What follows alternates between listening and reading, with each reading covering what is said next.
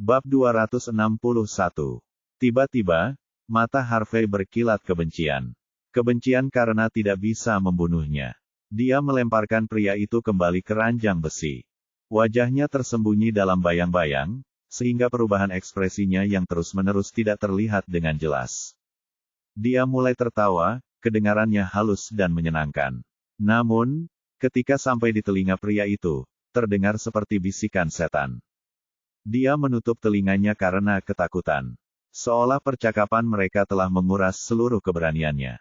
Harvey berbalik. Di bawah sinar matahari, wajahnya tampak lembut dan tampan.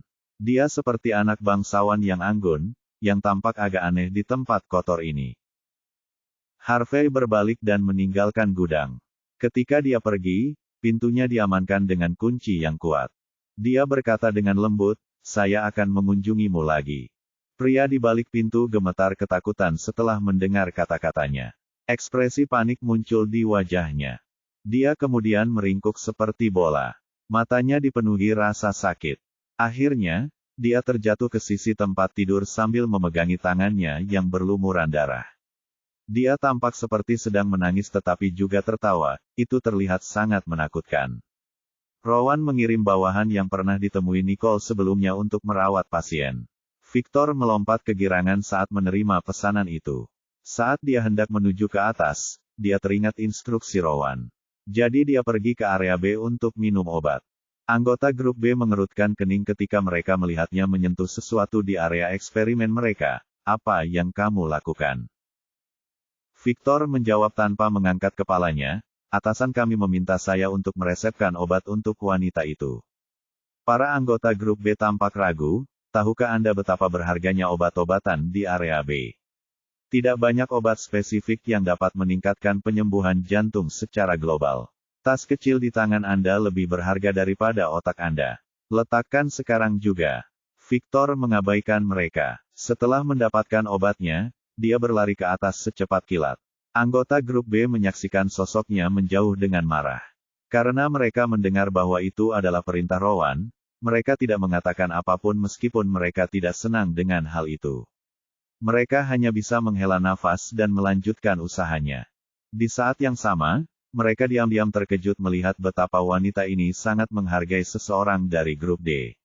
Menyedihkan. Obat-obatan golongan B bukanlah sesuatu yang bisa mereka buat pada level mereka saat ini, jadi obat-obatan itu jelas berharga. Bagaimana dia bisa minum sebanyak itu? Lain kali, tidak ada yang bisa meminumnya sebanyak yang mereka mau. Pikir mereka. Setelah mendapatkan obat, Victor naik ke lantai 2 dengan gembira. Dia kemudian butiran obat sebelum pergi ke gudang Nicole. Nicole ada di sebelah Ten. Riddle Sir, sedang menguji peralatan. Ten, teka-teki Sir, dalam kondisi baik, kulitnya terlihat jauh lebih baik. Dia mungkin akan bangun malam ini. Nicole melepaskan stetoskop dari tangannya. Dia memasang ekspresi acuh tak acuh saat dia melihat bawahannya yang masuk, setengah dosis sudah cukup. Obat ini terlalu banyak akan membuat orang tua bergantung padanya ketika sembuh. Karena dia bisa sembuh sampai sejauh itu, cukup menggunakan obat ini sebagai suplemen, pikirnya, jawab Victor. Dia mengurangi separuh jumlahnya sambil dengan hati-hati bertanya, "Nona, apakah Anda sendiri yang mengoperasi pasien ini?" Bab 262. Dia hanya berspekulasi dari perkataan Rowan kemarin, dan sekarang dia ingin mendapatkan jawaban yang jelas dari Nicole. Nicole menjawab dengan samar, "Mehaemem." Dia tidak perlu menyembunyikan apapun dari orang-orang ini. Ekspresi, "Aku tahu itu," muncul di wajah Victor saat dia memandangnya, rasa hormat di matanya tidak bisa dilewatkan. Keunggulannya menyebabkan sedikit keraguan muncul dalam dirinya. Apakah orang ini peneliti medis dari markas besar? Kalau tidak, bagaimana dia bisa begitu berbakat? Bahkan Rowan pun sangat menghormatinya. Namun, dia tidak berani menyelidiki terlalu jauh. Setelah penyuntikan, dia dengan lembut bertanya, "Kebetulan, Anda tahu metode produksi B0-2. Orang-orang dari tim B telah mendapatkan obat khusus yang baru dikembangkan dari markas besar dan telah memulai berbagai penelitian, namun sejauh ini belum ada hasil." Nicole meliriknya dan berkata dengan nada datar, "Ya. Jika Anda ingin belajar, Saya bisa mengajari Anda. Mata Victor melebar saat sentuhan kegembiraan muncul di wajahnya. Dia kemudian merasa sedikit menyesal karena mencoba menguji Nicole. Tidak peduli siapa dia, kesediaannya untuk memberitahunya formula yang begitu berharga tidak dapat dibayangkan. Itu berarti dia adalah mentor terhebatnya dalam jalur studi kedokteran. Victor memandang Nicole, seorang gadis yang setidaknya beberapa tahun lebih muda darinya, dengan hormat, dan ekspresi tekad muncul di matanya. Aku tidak akan mengecewakanmu. Nicole sendiri tidak memiliki banyak ekspresi saat dia mengambil selembar kertas dan menulis beberapa rumus di atasnya sebelum menyerahkannya kepada Victor. Coba lihat sendiri. Anda bisa bertanya kepada saya jika Anda tidak mengerti sesuatu. Dia memiliki kesan yang baik terhadap Victor, dan jika dia bisa mengajarinya hal-hal sederhana seperti itu, maka dia akan melakukannya. Alangkah baiknya jika itu bisa membantunya. Victor memperlakukan kertas itu seolah-olah itu adalah harta karun. Apa yang dia lihat bukan hanya metode produksi B0-2 yang paling primitif, dia bahkan memberinya dua varian yang ditingkatkan selain formula dasar, dan itu dapat meningkatkan kemanjuran obat ke arah yang berbeda. Mata Victor berbinar ketika dia meletakkan kertas itu di pelukannya dan membungkuk dalam-dalam pada Nicole. Terima kasih. Mungkin ini hanya masalah kecil bagi Nicole, tetapi ini mungkin akan mengubah hidupnya dengan cara tertentu. Ekspresi Nicole tanpa ekspresi saat dia berdiri dan membantunya berdiri. Dia kemudian menyemangatinya dengan suara tenang. Lakukan yang terbaik. Victor mengerti maksudnya dan mengangguk. Dia kemudian mulai melakukan perhitungan. Bangsal sampai sore, bahkan lupa makan siang. Nicole melihat paket infus yang sudah lengkap dan dengan cekatan menarik keluar jarumnya, dan menghentikan pendarahannya. Melihat gerakannya, Victor segera berkata, bagaimana saya bisa membiarkanmu melakukan ini sendiri? Dia ingin mengambil alih, tapi Nicole berkata, dokter dan pasien itu sama. Tidak ada hierarki di antara kami. Kamu tidak perlu memperlakukanku seperti itu. Setelah mendengar ini, Victor berdiri di sana dengan bingung. Butuh beberapa saat sebelum dia membalas, dan ekspresi introspeksi mendalam muncul di matanya. Nicole benar-benar orang yang membangunkan seseorang dengan kata-katanya yang singkat. Dia menatap Nicole dalam-dalam. Sikapnya menjadi lebih alami saat dia berkata, "Aku akan membersihkan pasiennya. Mohon minggir." Nicole mengangguk ketika dia bangkit dan berjalan ke samping. Pada saat yang sama, dia menghubungi Rowan untuk mengirim seseorang untuk menjemputnya. Segera, dia mendapat tanggapan. Nicole berjalan ke ruang ganti dan mengganti pakaian putihnya. Dia kemudian perlahan keluar dari kamar. Pasukan khusus telah menunggunya di kako, dengan beberapa di belakang berdiri mengelilingi merteka-teki menjaganya. Masing-masing dari mereka sangat menghormati Nicole.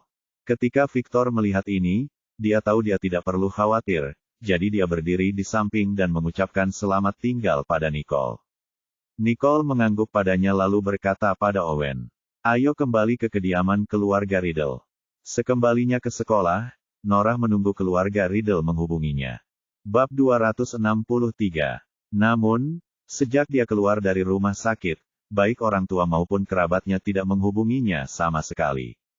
Mereka benar-benar melupakanku setelah mengenal kakak perempuan mereka yang sebenarnya. Semakin dia memikirkannya, semakin dia merasa kesal. Norah benar-benar berharap dia bisa membuat Nicole menghilang. Namun, Nicole sudah 2 tahun terakhir tidak masuk sekolah hari. Bahkan ketika dia ingin menemukan seseorang untuk berurusan dengan Nicole, dia tidak bisa. Jadi, dia hanya bisa berbicara dengan Snow dan Raine di belakang Nicole. Saat ini, mereka bertiga sedang makan bersama di kafetaria, dan Norah sedang mengobrol tentang Nicole. Snow akhirnya tidak tahan lagi. "Bisakah kamu diam sebentar?" Dia muak, dan dia benar-benar tidak ingin mendengar nama Nicole.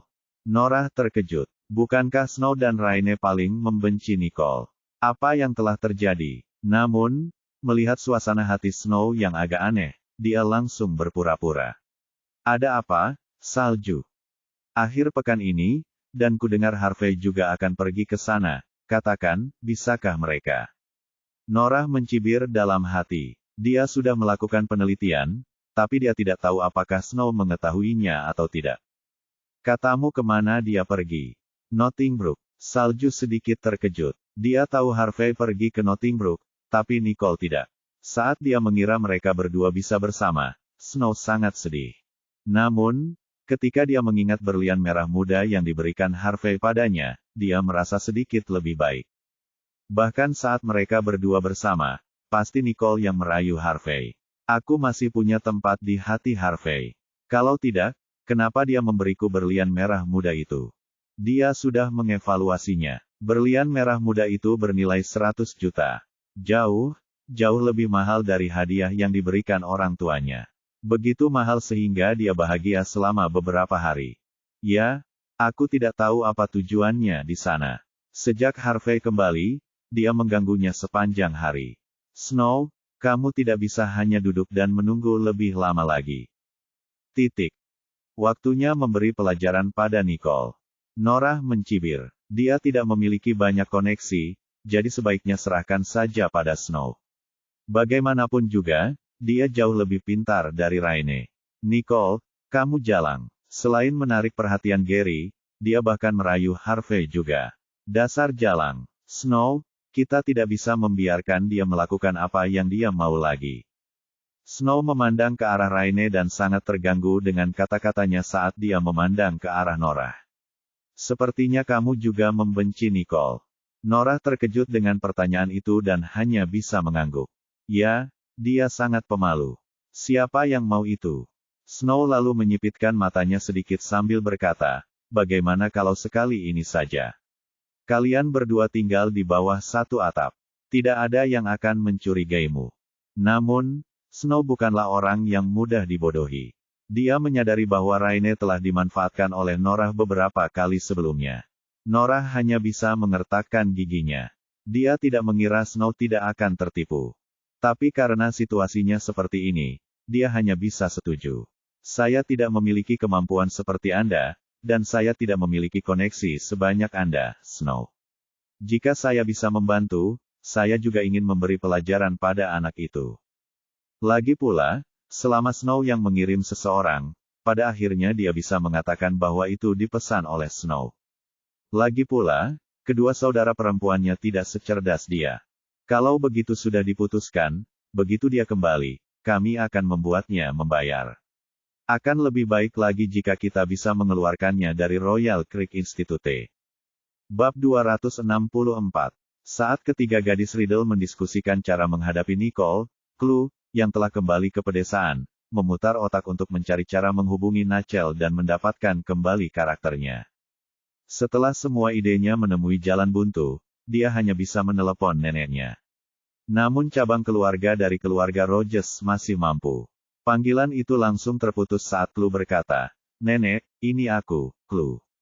Anda pasti sudah mendengarnya, dan Nachel Holder sepertinya salah paham. Bisakah kamu mencarikan kesempatan bagiku untuk makan bersamanya?" Ketika neneknya mendengar itu, dia langsung setuju. Ekspresi Chloe langsung cerah saat wajahnya menjadi cerah dan cantik saat dia berkata, "Aku tahu nenek sangat mencintaiku. Aku akan mengunjungi nenek 2 hari lagi."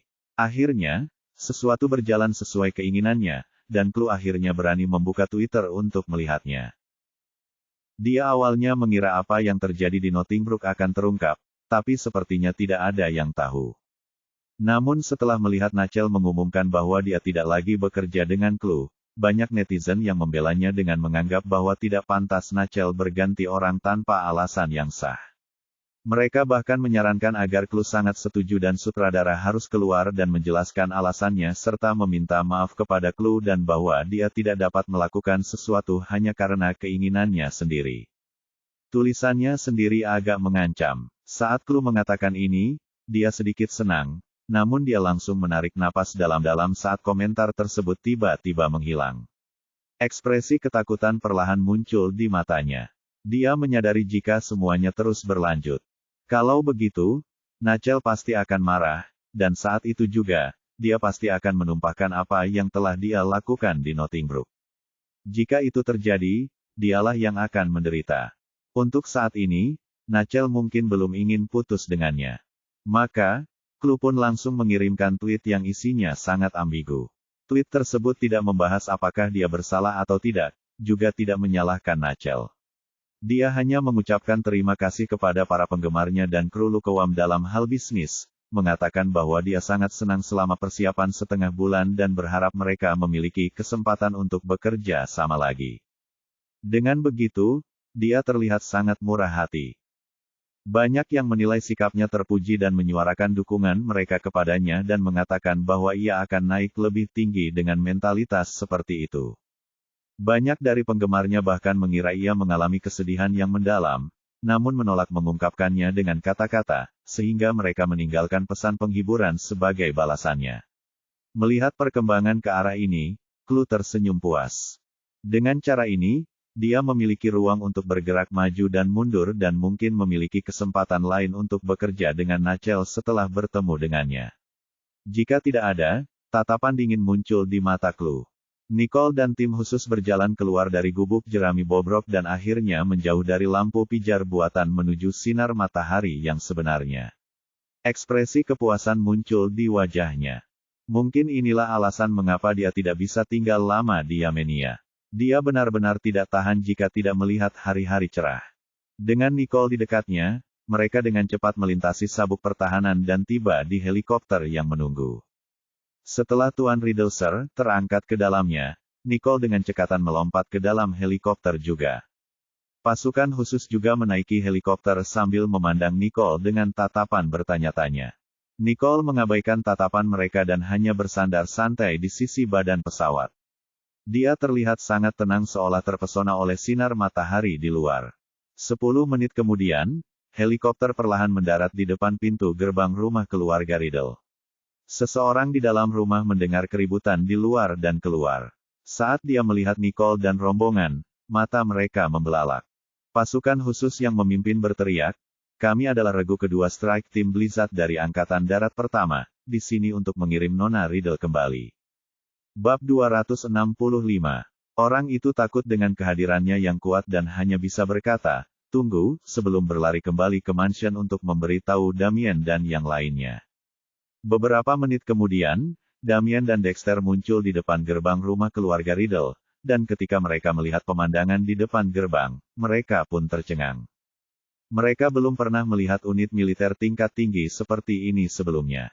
Damien masih bisa dengan tenang bertanya pada Nicole. Orang-orang ini adalah. Dia juga ingin menggunakan kesempatan ini untuk mengenal beberapa orang dari militer.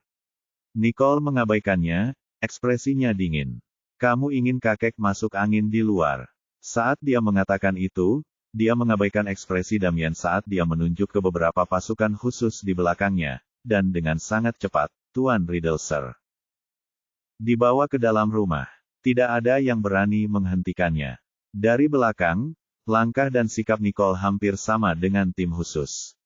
Melihatnya diabaikan, Damien sangat marah hingga dadanya naik turun, tapi dia dengan cepat menjadi tenang saat dia mengambil napas dalam-dalam dan mengikutinya masuk.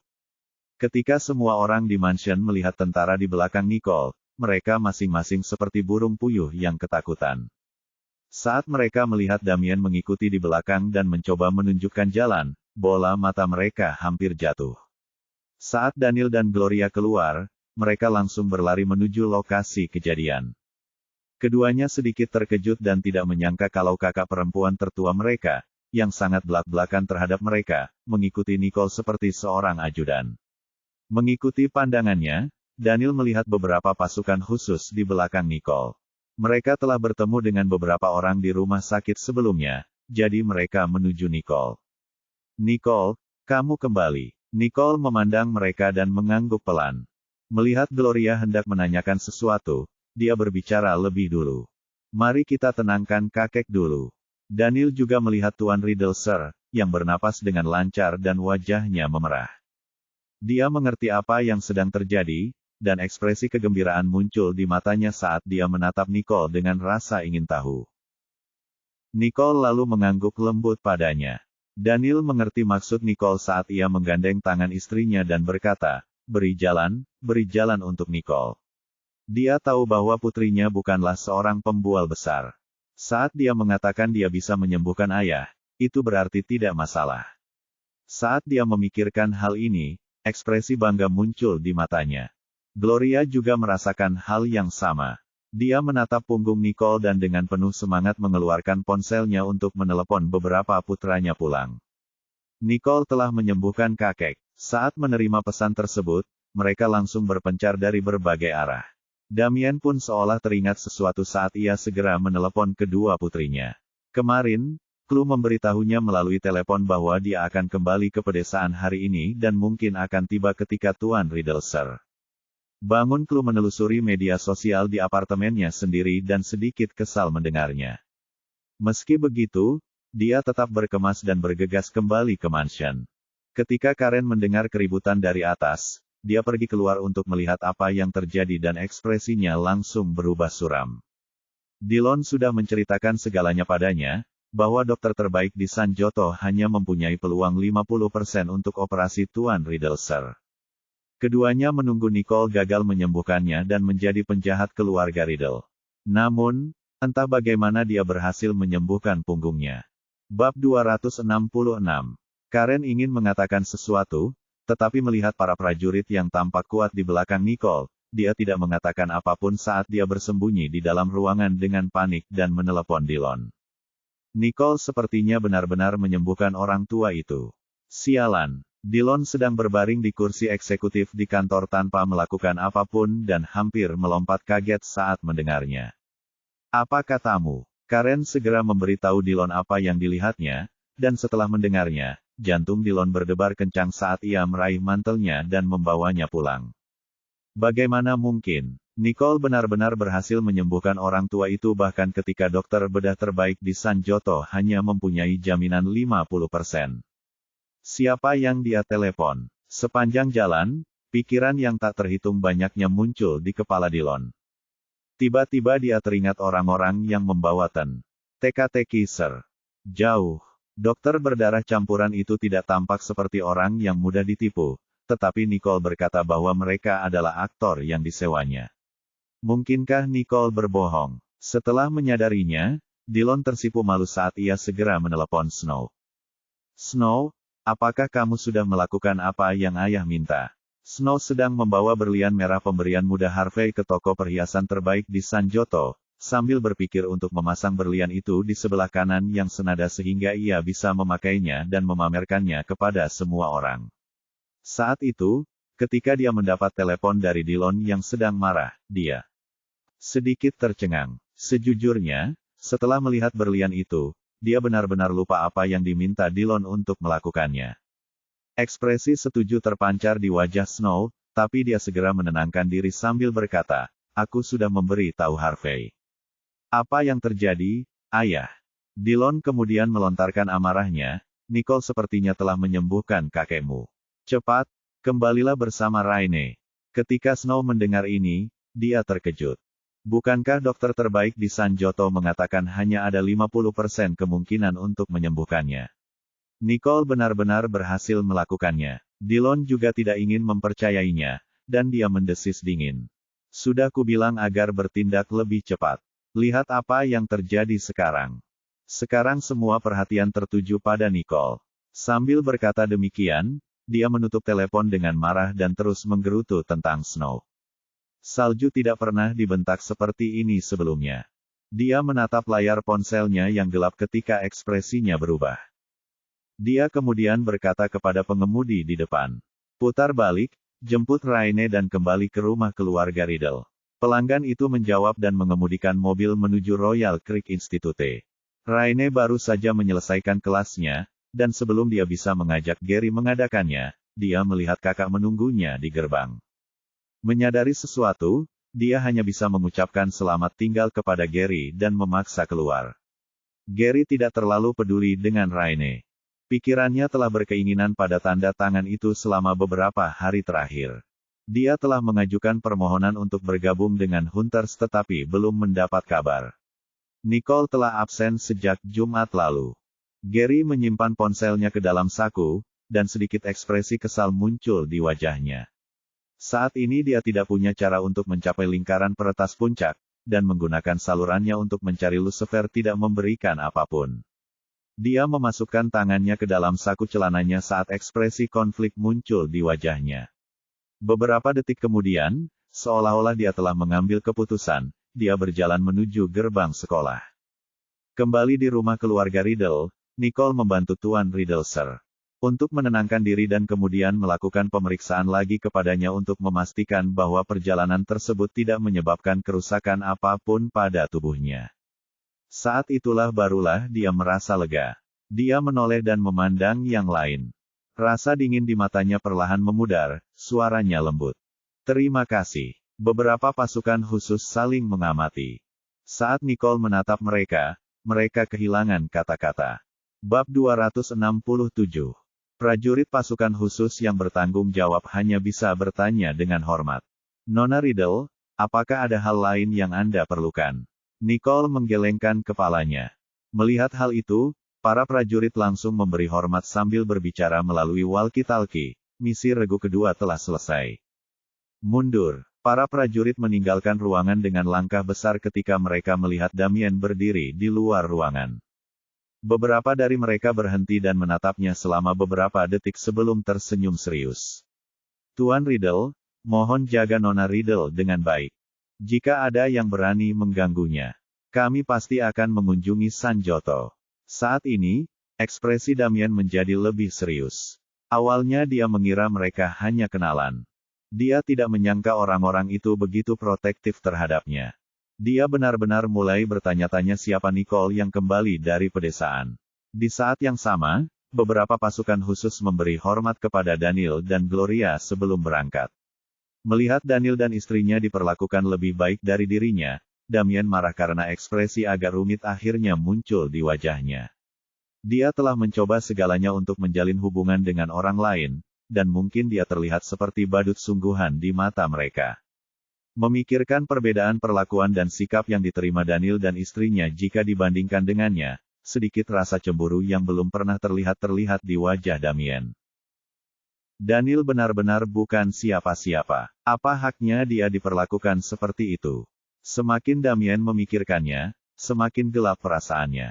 Daniel tidak memandangnya saat dia bergegas masuk ke kamar untuk menemui Tuan Riddle Sir. Ketika dia melihat bahwa pernapasannya teratur, dia menghela nafas lega.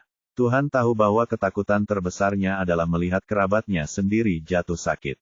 Namun, dia sangat akrab dengan perasaan tidak berdaya dan tidak berdaya itu. Dia kemudian menatap Nicole, matanya bersinar. Nicole, kapan kakek bangun? Gloria sedikit menyenggolnya, memberi isyarat agar dia tidak bertanya terlalu banyak. Dia memandang Nicole dan berkata dengan cemas, kamu belum istirahat dengan baik, bukan? Pergilah tidur siang. Kita akan sampai di sini. Nicole menggelengkan kepalanya saat dia berdiri di dekat jendela. Wajahnya sepucat salju, tapi ekspresinya acuh tak acuh. Kakek pasti akan segera bangun. Aku akan pergi setelah dia bangun.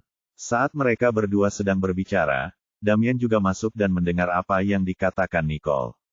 Ekspresi mencurigakan muncul di wajahnya ketika dia berkata, benarkah? Apakah kamu akan segera bangun? Kamu tidak bercanda, kan? Ini adalah operasi jantung. Menjadi sukses sudah merupakan hal yang baik. Apakah mungkin seseorang bisa bangun 2 hari setelah operasi? Nicole tidak peduli dengan penampilannya. Daniel sebaliknya menjawab dengan sangat sabar. Nicole tidak akan berbohong kepada kita.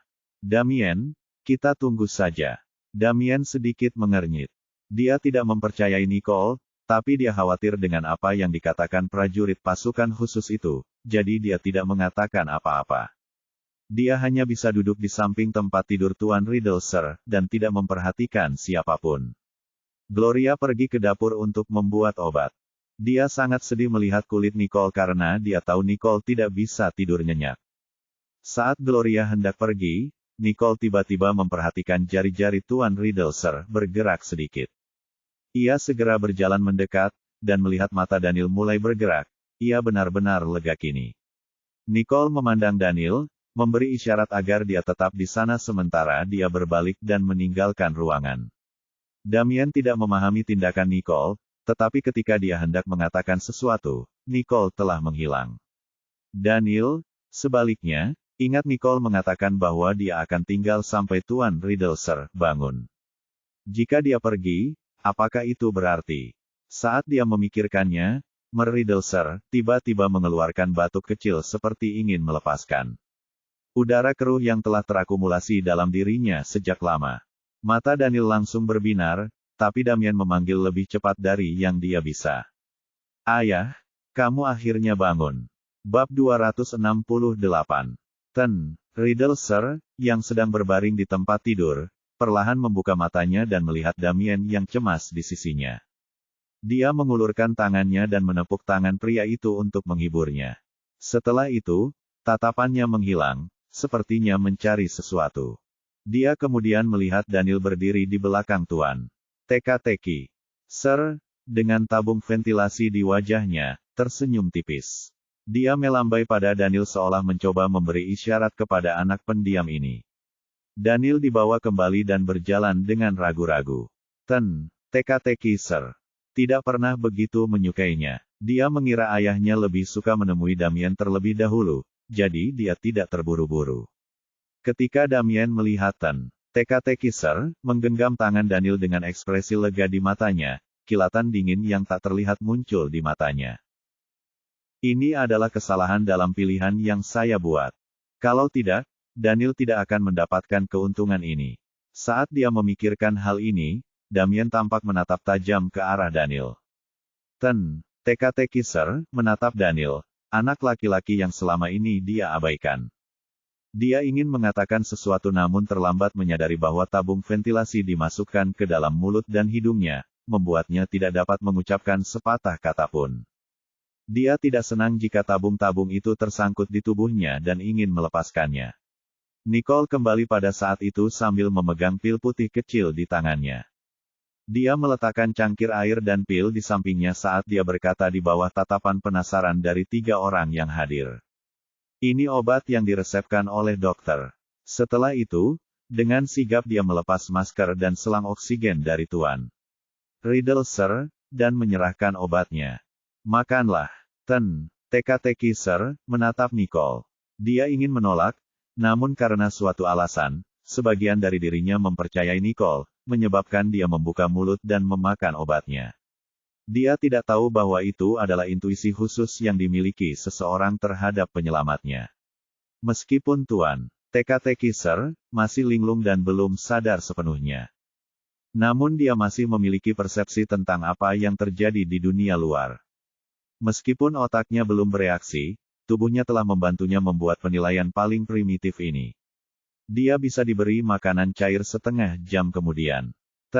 Teka-teki Sir menelan obat tersebut dan memperhatikan Nicole merawat peralatan medis di tubuhnya dengan tertib sebelum pergi. Ada rasa keakraban yang muncul padanya, menyebabkan dia merasa dekat dengannya. Di bawah lampu ruang operasi yang terang, para asisten berjalan bola-balik, dan suara dingin di atas kepalanya, buka lukanya. Angiografi koroner, angioskop, stent, hemostat. Baiklah. Pasang jahitannya. Lambat laun, suara itu seolah menyatu dengan suara Nicole di sisinya. Teka-teki Sir menatap punggung Nicole dengan linglung sehingga dia bahkan tidak mendengarkan apa yang dikatakan Damien padanya. Dia memandang selama beberapa detik dan ingin bangun dari tempat tidur. Damien memperhatikan saat Tuan Riddlesir, yang sedang melihat Nicole pergi. Dia merasa ada sesuatu yang perlahan-lahan lepas dari kendalinya. Dia mengepalkan tinjunya dan melihat ke pintu yang kosong dengan kilatan tak terduga di matanya. Daniel mendengar apa yang dikatakan Nicole dan segera menghentikan Tuan Teka-teki Sir dari mencoba bangun dari tempat tidur sambil menggelengkan kepalanya ke arahnya. Ayah, kamu belum bisa bangun dari tempat tidur. Teka-teki Sir menyadari bahwa dia benar-benar lemah, jadi dia mengangguk lemah dan berbaring lagi. Bab 269. Pintu utama di lantai dasar tiba-tiba terbuka saat Dillon bergegas masuk dengan cemas. Matanya menjelajahi seluruh aula, dan apa yang dia bayangkan tidak terjadi. Saat itulah ekspresinya menjadi tenang. Dia tahu Nicole tidak punya cara untuk menyembuhkan Tuan Riddlesir. Saat dia memikirkannya, dia naik ke atas dan menemukan pintu kamar tidur Tuan Riddlesir terbuka. Tidak mungkin, sungguh. Dillon berpikir, apakah lelaki tua itu benar-benar sudah pulih? Dia berjalan menuju kamar Tuan Riddlesir, kaget saat dia mendorong pintu hingga terbuka dengan ragu. Tuan Riddlesir telah melihat siluetnya dan menyipitkan matanya saat dia memperhatikan gerakannya. Melihat dia mendorong pintu hingga terbuka untuk memastikan sesuatu, tanpa niat untuk masuk menemuinya, kilatan dingin melintas di mata Tuan Riddlesir saat dia mendengus berat. Dillon mendengar dengusan itu dan gemetar ketakutan, hampir terjatuh saat melakukannya. Dia berdiri karena malu dan melihat ke arah suara itu. Dia melihat lelaki tua itu bersandar di kepala tempat tidur, menatapnya dengan sepasang mata tajam. Hak cipta novel drama, org. Dia mengumpat pelan sambil berlari ke sisi Mer Riddlesir. Saat dia tersenyum datar, ayah akhirnya pulih. Aku mengkhawatirkanmu. Karena itu, dia ingin menyingkirkan Daniel, yang tidak terlalu berwibawa. Siapa yang tahu bahwa Tuan Riddlesir memegang tangan Daniel dan sama sekali mengabaikan Dillon sambil memejamkan mata dan memalingkan wajahnya. Dia tidak buta. Dillon jelas tidak mengkhawatirkan hal itu. Dia di sini hanya untuk melihat apakah dia sudah mati atau belum. Dia menatap tak percaya pada Tuan Riddlesir, dan hatinya langsung hancur. Damien meliriknya, kilatan muncul di balik kacamatanya. Saat ini Steve dan Sean sudah kembali ke rumah. Mereka segera bergegas begitu sampai, dan setelah melihat Mer Riddlesir bernapas dengan normal di tempat tidur, mereka menghela nafas lega. Stanley, Spencer, dan Samuel juga menyerbu masuk saat ini. Melihat cucunya, lelaki tua itu perlahan membuka matanya. Samuel langsung berseru kaget. Kakek sudah sembuh. Nicole benar-benar menyembuhkan kakek. Ia ingin buru-buru mendekat, namun Spencer segera menarik kerah ke mejanya. Jangan terburu-buru. Kakek belum pulih sepenuhnya. Jarang sekali Samuel tidak menanggapi. Dia dapat melihat bahwa Tuan Riddlesir, dengan lemah dan patuh berhenti. Melihat beberapa cucu yang tenang dan berperilaku baik di hadapannya, ekspresi menghibur muncul di mata Pak Riddlesir. Suaranya sedikit serak karena kesakitan, tapi masih sangat kuat. Karena kalian semua sudah kembali, tinggedewalah untuk malam ini. Saya akan meminta pelayan menyiapkan makan malam untuk kalian semua. Setelah berhasil melewati cobaan ini, Riddlesir akan lebih mencintai cucu-cucu ini. Bagus. Kami akan tinggal di sini dan menemanimu malam ini, kakek.